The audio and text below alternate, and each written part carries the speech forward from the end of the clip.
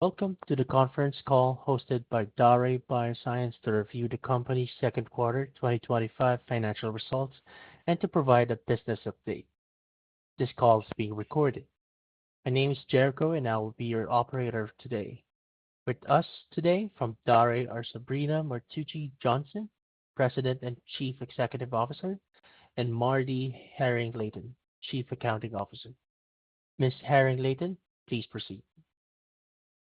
Good afternoon and welcome to the Daré Bioscience financial results and business update call for the quarter ended June 30th, 2025. Today, we will review our financial results, provide updates on our clinical pipeline, and discuss the continued execution of our expanded business strategy. That strategy includes a dual-path approach, commercializing proprietary formulations through 503B compounding while pursuing FDA approval, and advancing select solutions as branded consumer health products that do not require a prescription. In all cases, our goal is to bring innovative women's health solutions to market as efficiently and quickly as possible. I would like to remind you that today's discussion will include forward-looking statements within the meaning of federal securities laws, which are made pursuant to the safe harbor provisions of the Private Securities Litigation Reform Act of 1995. Any statements made during this call that are not statements of historical fact should be considered forward-looking statements. Actual results or events could differ materially from those anticipated or implied by these statements due to known and unknown risks and uncertainties. You should not place undue reliance on forward-looking statements. Forward-looking statements are qualified in their entirety by the cautionary statements in the company's SEC filings, including our Form 10-Q for the quarter ended June 30th, 2025, which was filed today, and our Form 10-K for the year ended December 31st, 2024. I would also like to point out that the content of this call includes time-sensitive information that is current only as of today, August 14th, 2025. Daré undertakes no obligation to update any forward-looking statements to reflect new information or developments after this call, except as required by law. I will now turn it over to Sabrina. Thank you, Marty, and thank you to everyone joining us today. Daré is at an inflection point. The second quarter of 2025 reflects the continued acceleration of our dual-path strategy as we focus on closing the gap in women's health between promising science and real solutions, generating near-term commercial revenue while advancing long-term innovation in women's health. We remain on track to support the commercial availability of Dare to Play sildenafil cream through a 503B outsourcing facility in the fourth quarter of this year. This anticipated launch represents a major milestone, not just for Daré, but for the field of women's sexual health, where innovation has historically lagged behind other therapeutic areas. At the same time, we continue to advance our differentiated clinical pipeline, which includes primarily grant-funded programs targeting areas of significant unmet need, including contraception, HPV, and preterm birth. We believe this dual-path approach enables us to unlock value efficiently by leveraging non-dilutive capital and a disciplined investment strategy. Let me walk you through several highlights from across our portfolio. First, Dare to Play sildenafil cream, a near-term revenue opportunity. We remain on track to support a fourth quarter 2025 launch of.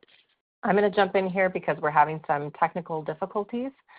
As Sabrina said, we remain on track to support a Q4 2025 launch of Dare to Play via a 503B outsourcing facility.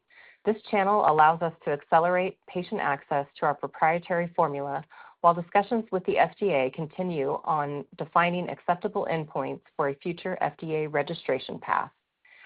In partnership with Rosie Wellness, we launched the first phase of our direct-to-patient awareness campaign.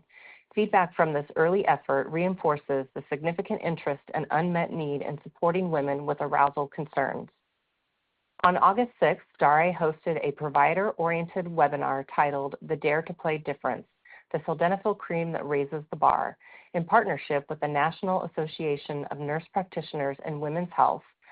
This session featured renowned experts Dr. Irwin Goldstein, founding editor of the Journal of Sexual Medicine, Sue Goldstein, former president of the International Society for the Study of Women's Sexual Health and certified sexual educator, and Rose Hartzell-Kushanik, and AASECT certified sex therapist. The discussion explored DARE to Play's formulation science, clinical evidence showing improved genital blood flow and arousal outcomes, and critical clinician insights on why DARE to Play sildenafil cream will set a new standard in women's sexual arousal healthcare. The replay is available at daretopplaybio.com. This is a large, under-recognized market where the promise of sildenafil, the same active ingredient in an oral erectile dysfunction drug, is recognized, but the clinical evaluation of topical sildenafil formulations has been lacking. We therefore believe DARE to Play sildenafil cream is positioned to be the first meaningful prescription innovation in this category. We are excited about its potential as a near-term revenue driver. Please visit www.daretopplaybio.com for updates and access alerts so that you can be among the first to know when the only evidence-based sildenafil cream formulation, DARE to Play sildenafil cream, becomes available. Next on to Ovaprene, Phase 3 trial update. Turning to Ovaprene, our potential first in category hormone-free monthly contraceptive candidate, we announced this quarter that the Independent Data and Safety Monitoring Board, or DSMB, reviewed interim data from the Phase 3 study and recommended that the trial continue as planned.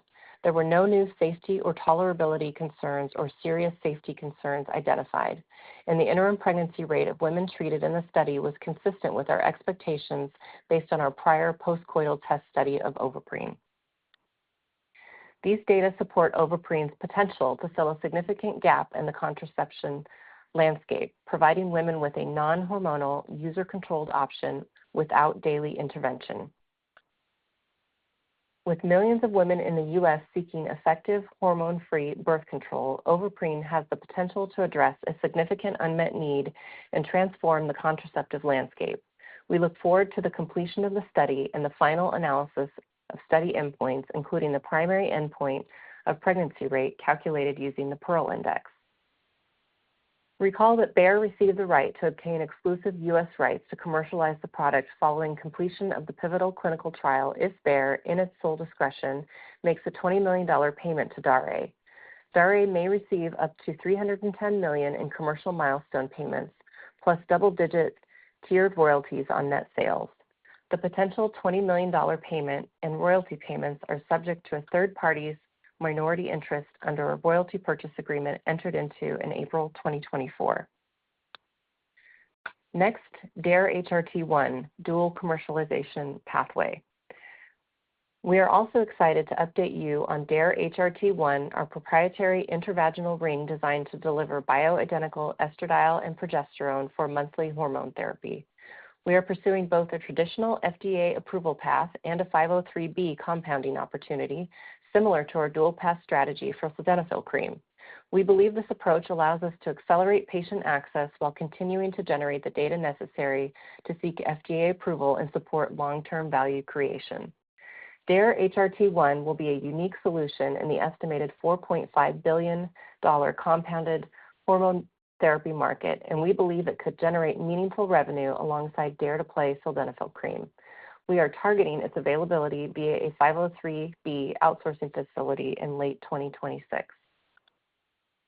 Next, vaginal probiotics represent our consumer health expansion. In parallel with our prescription portfolio, we are preparing to launch 2 non-prescription vaginal probiotics designed to support vaginal microbiome health. At Daré, we believe women deserve access to the highest quality evidence-based products. Our goal is simple: to bridge the innovation gap and ensure that women have access to the tools to support their intimate health. To that end, we seek to leverage innovative science-backed vaginal health approaches developed in Europe and already being used by women in countries where they are available. We look forward to bringing those products to women in the United States. These products will complement our prescription offerings and represent an important diversification of our commercial platform. We anticipate introducing them following the launch of DARE to Play, so please stay tuned to learn more later this year. Grant-funded clinical programs, innovation through efficiency. We continue to advance programs supported entirely by non-dilutive funding awards. DARE-HPV is in development as a novel intravaginal therapy for persistent high-risk HPV infection. The program is currently funded through an ARPA-H award and NIH grant. DARE-LARC1 is a preclinical stage long-acting contraceptive intended to offer multi-year protection with remote pause-resume control. A $6 million grant installment was received just last month.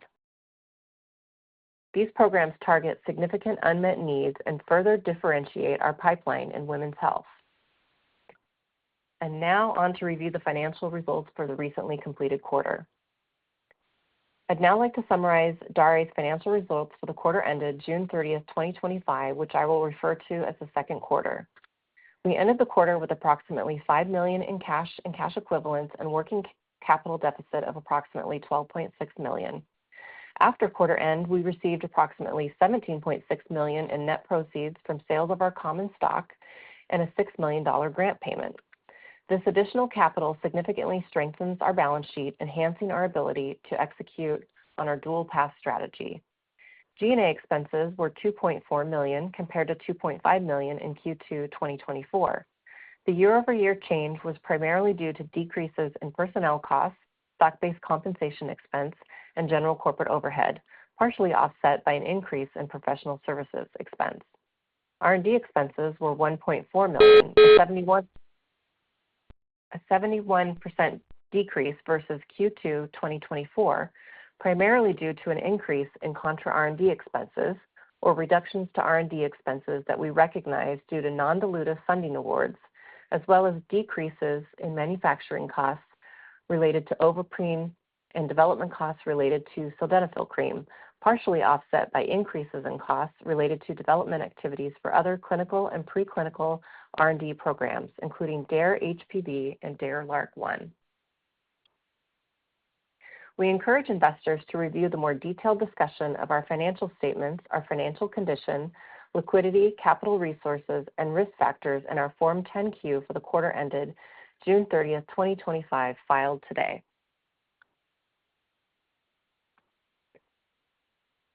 Due to technical difficulties, we will not be able to hold the Q&A session today, so I will turn it back over to the operator. Thank you. And since there's no Q&A, and that concludes our event conference call for today. Thank you so much for joining, and you may now disconnect.